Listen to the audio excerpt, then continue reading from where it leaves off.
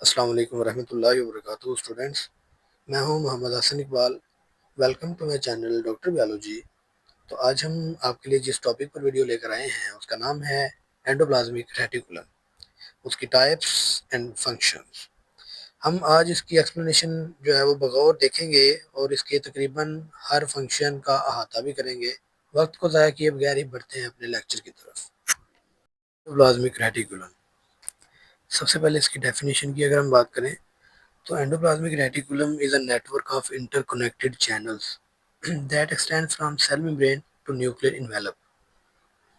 अगर आप देखना चाहें इसकी डेफिनेशन की तरफ तो ये होता है कि एंडोप्लाज्मिक रेटिकुलम जो है ये एक जाल सा होता है सेल के अंदर, जो कि ऊपरी तरफ जुड़ा हुआ होता है सेल मेम्ब्रेन के साथ और इंटरनल साइड पे जुड़ा हुआ होता है न्यूक्लियर इन्वेलप के साथ। मैंने सेल मेम्ब्रेन के ऊपर भी तफसीली वीडियो बनाई हुई है, बना चुका हूँ मैं। इसके बाद मैं न्यूक्लियस के ऊपर भी तफसीली वीडियो बना चुका हूँ जिसके अंदर न्यूक्लियर इन्वेलप का जिक्र हो चुका है। अगर आप कहें या अगर आप चाहें तो मैं उस ग्रुप इसकी इस वीडियो के नीचे जो है वो लिंक दे दूंगा इसकी डिस्क्रिप्शन में, तो उस वीडियो को आप ज़रूर देख लीजिएगा अगर आपने अभी तक नहीं देखा तो। उससे आपको सेल मेम्ब्रेन का भी अंदाज़ा हो जाएगा, न्यूक्लियर इन्वेलप का भी अंदाज़ा हो जाएगा। आप अगर इस सेल को देखें, मैंने एनिमल सेल को जो है वो यहाँ पेस्ट किया है, मुझे एक जगह से मिली थी इसकी तस्वीर। तो आप देख सकते हैं कि इसके अंदर ये जो स्मूथ एंडोप्लाज्मिक रेटिकुलम और रफ एंडोप्लाज्मिक रेटिकुलम लिखा हुआ नजर आ रहा है और आपको हाईलाइट हुआ नजर आ रहा है, ये असल में सेल के अंदर पाई जाने वाली एंडोप्लाज्मिक रेटिकुलम ही है। ये उसकी टाइप्स होती है ना दो। अगर इसकी टाइप्स की मैं बात कहूँ जो मैंने आपको अभी अभी कहा है, तो वो दो तरह की हैं। एक है स्मूथ एंडोप्लाज्मिक रेटिकुलम और दूसरी है रफ एंडोप्लाज्मिक रेटिकुलम। बारी बारी डिस्कस करते हैं। सबसे पहले हम बात करते हैं रफ एंडोप्लाज्मिक रेटिकुलम की। इसको इसलिए नाम दिया जाता है, it is so named because of its rough appearance, क्योंकि इसकी जो सरफेस होती है, इसकी जो ज़ाहरी नज़र आने वाली इसकी जो सरफेस सतह है वो हमें रफ सी नज़र आ रही होती है, इसलिए हम इसको कहते हैं रफ एंडोप्लाज्मिक रेटिकुलम। जी वाई, क्यों हम इसको जो है ना वो कहते हैं कि रफ एंडोप्लाज्मिक रेटिकुलम, या इसकी हमें सरफेस जो है वो, या इसकी जो अपीयरेंस है, जो ज़ाहरीपन है इसका, वो हमें क्यों रफ सा नज़र आता है? क्योंकि due to numerous ribosomes that are attached to it, क्योंकि इसके साथ बहुत से राइबोसोम्स जुड़े हुए होते हैं इसकी सतह के साथ।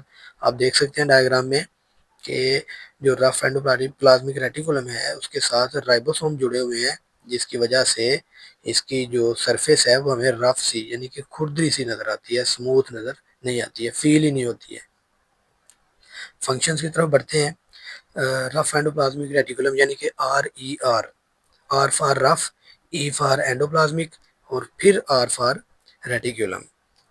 कहते हैं जी इसके फंक्शन में कि due to the presence of ribosomes RER serves a function in protein synthesis.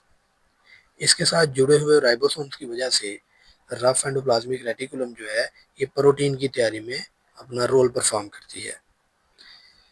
Smooth endoplasmic reticulum की तरफ अगर बढ़े तो इसकी डेफिनेशन में ये आता है कि it is so named due to its smooth appearance. कहते हैं कि इसको इसलिए नाम दिया जाता है क्योंकि इसकी जो अपीयरेंस होती है, इसकी जो ज़ाहरीपन है इसका, जो इसकी सरफेस होती है, सतह होती है, वो बड़ी हमवार होती है, बड़ी स्मूथ होती है। आप डायग्राम में देख रहे हैं कि एक रेड कलर का है और एक वो क्या कह सकते हैं येलो जो है वो टाइप का कलर उसका शो हो रहा है डायग्राम में। तो उसमें वो जो येलो टाइप कलर का आपको हिस्सा नज़र आ रहा है, पार्ट नज़र आ रहा है एंडोप्लाज्मिक रेटिकुलम का, वो स्मूथ एंडोप्लाज्मिक रेटिकुलम है, क्योंकि उसके साथ राइबोसोम्स नहीं जुड़े होते। यानी कि स्मूथ एंडोप्लाज्मिक रेटिकुलम को स्मूथ एंडोप्लाज्मिक रेटिकुलम क्यों कहते हैं? तो इसलिए कहते हैं क्योंकि इसके साथ कोई राइबोसोम्स नहीं जुड़े हुए और इस वजह से इसकी जो ज़ाहरी सतह है वो हमें बिल्कुल स्मूथ नज़र आती है। तो ये बड़ी सादा सी और बड़ी जो है वो अहम बात है कि रफ एंडोप्लाज्मिक रेटिकुलम को रफ एंडोप्लाज्मिक रेटिकुलम इसलिए कहते हैं क्योंकि उसके साथ राइबोसोम जुड़े होते हैं, उसकी सतह जो है वो रफ सी हो जाती है राइबोसोम जुड़ने की वजह से। और स्मूथ एंडोप्लाज्मिक रेटिकुलम को स्मूथ एंडोप्लाज्मिक रेटिकुलम इसलिए कहते हैं क्योंकि इसके साथ राइबोसोम्स नहीं जुड़े होते हैं, इसलिए ये बड़ी स्मूथ होती है सतह इसकी। अब मैं आपको स्मूथ एंडोप्लाज्मिक रेटिकुलम के फंक्शंस बताता हूँ। सबसे पहले इसके बहुत से फंक्शंस हैं। Smooth endoplasmic reticulum helps in metabolism of different molecules like lipids etc. ये बहुत से मॉलिक्यूल्स की मेटाबॉलिज्म में हेल्प करते हैं, यानी कि उसकी तोड़ फोड़ में मदद देते हैं। Smooth endoplasmic reticulum helps to detoxify the harmful drugs. बहुत सी अद्वियात और ख़तरनाक केमिकल्स के जहरीलेपन को ख़त्म करने के लिए इस्तेमाल होती है या अपना रोल परफॉर्म करती है smooth endoplasmic reticulum. Smooth endoplasmic reticulum transport of material from one part of the cell to the other. Smooth endoplasmic reticulum का ये भी काम होता है कि इसने बहुत सी चीज़ों को सेल के एक हिस्से से दूसरी जगह पर भेजना होता है। जैसे ट्रांसपोर्ट करते हैं चीज़ों को, बहुत से ट्रांसपोर्ट कहते हैं एक जगह से दूसरी जगह चीज़ों को भेजना। जैसे एक शहर में या एक कंट्री में एक बस चलती है तो वो एक सिटी से दूसरी सिटी में, एक शहर से दूसरे शहर में मुसाफिरों को लेके जाती है ना, बिल्कुल ऐसे ही एक सेल के अंदर स्मूथ एंडोप्लाज्मिक रेटिकुलम जो है ये मटेरियल्स को, बहुत सी चीज़ों को सेल के एक हिस्से से दूसरे हिस्से तक पहुंचाती है। उसके बाद एक और फंक्शन है जी, transmission of nerve impulse in muscle cells and in nerve cells. इसका एक और फंक्शन ये है कि ये नर्व इम्पल्स को मसल सेल के अंदर, जो हमारे मसल के सेल्स हैं, और नर्व सेल्स यानी कि दिमाग के सेल्स हैं, उन सेल्स के अंदर ये नर्व इम्पल्स को पहुंचाती है। नर्व इम्पल्स वो मैसेज है जिसकी वजह से हमें कोई पता चलता है कि कोई चीज़ कैसी है, कोई ठोस है, कोई नरम है, टच करते हैं ना हाथ से, तो हमें कैसे पता चलता है?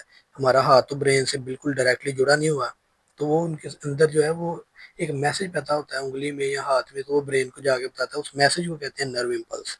मसल सेल्स में और नर्व सेल्स में किस तरह हरकत करता है, ये स्मूथ एंडोप्लाज्मिक रेटिकुलम का फंक्शन है जी, उसको हरकत करवाना। इसके बाद एंडोप्लाज्मिक रेटिकुलम को अगर हम मेजरली थारोली देखें कि इसका क्या फंक्शन हो सकता है, तो एंडोप्लाज्मिक रेटिकुलम का एक मैकेनिकल फंक्शन भी है और वो ये है कि provides mechanical support to the cell. Cell को एक मैकेनिकल सपोर्ट प्रोवाइड करता है endoplasmic reticulum, so that its shape is maintain, ताकि सेल की जो शेप है वो बरकरार रहे। मैं आपको इसमें से एक और जो है वो चीज़ का जो है वो तज़किरा करना चाहूँगा और आपकी नॉलेज में इजाफा करना चाहूँगा, और वो है जी cisternae. सिस्टर्नाई, the material present in these channels is separated from the cytoplasmic materials by the spherical or tubular membranes called cisternae. Endoplasmic reticulum के अंदर कुछ ऐसे जो है वो ट्यूबुलर शेप के या गोल स्फेरिकल शेप की स्ट्रक्चर्स होती हैं जो साइटोप्लाज्म और एंडोप्लाज्मिक रेटिकुलम के दरमियान फ़र्क रखती हैं। उनको हम नाम देते हैं जी सिस्टर्नाई। आप डायग्राम में देख सकते हैं सिस्टर्नाई को कि यहाँ पर जो है वो उन लेबल हुए हैं, बिल्कुल लेफ्ट साइड पर आप देखें तो आपको नज़र आएगा डायग्राम के अंदर, और बाकी भी पार्ट्स आपको राइबोसोम्स वगैरह भी नज़र आ रहे हैं, न्यूक्लियर पोर भी उसके साथ अटैच बिल्कुल एक साइड पे देख रहे हैं आप। Smooth endoplasmic reticulum, rough endoplasmic reticulum, ये सारी जो है उसके साथ जुड़ी हुई हैं। तो इस तरह से सेल के अंदर राइबोस एक एंडोप्लाज्मिक रेटिकुलम होती है। अगर इसमें से आपको किसी किस्म का कोई सवाल है, किसी किस्म की कोई कन्फ्यूजन है, तो आप नीचे कमेंट सेक्शन में पूछ सकते हैं। मैं इंशाल्लाह हर मुमकिन कोशिश करूँगा कि आपको इसका जो है वो प्रॉपर जवाब दिया जाए। तो मिलते हैं इंशाल्लाह नेक्स्ट वीडियो में, तब तक अपना बहुत सा ख्याल रखिएगा। अल्लाह हाफिज़।